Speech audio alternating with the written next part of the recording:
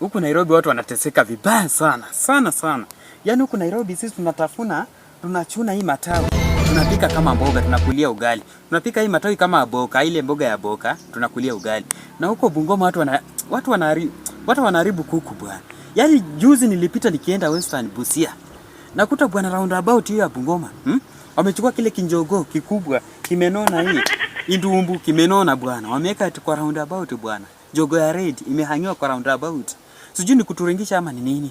Jogo tangulini. Jogo ni kitu ya kukulia ugali bwana. Sio kitu ya kuhangi kwa roundabout eti mchongo ya roundabout. Roundabout ya nini?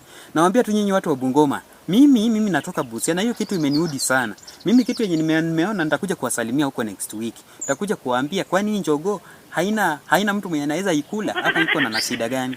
Ama ni mtego anataka kutujaribu sisi watu wa kwenda Busia. Mimi wacha niwaambie watu wa Bungoma, next week nataka kupitia huko. Na nikiona hiyo njogoo nitabidi nisimamishe kagari kangu mahali, nikuje niongee hata na huyo CS wenyu. Hiyo njogoo mimi imenikasirisha sana.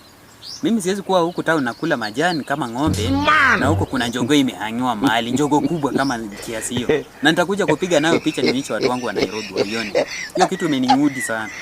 Nyinyi watu wa Bungoma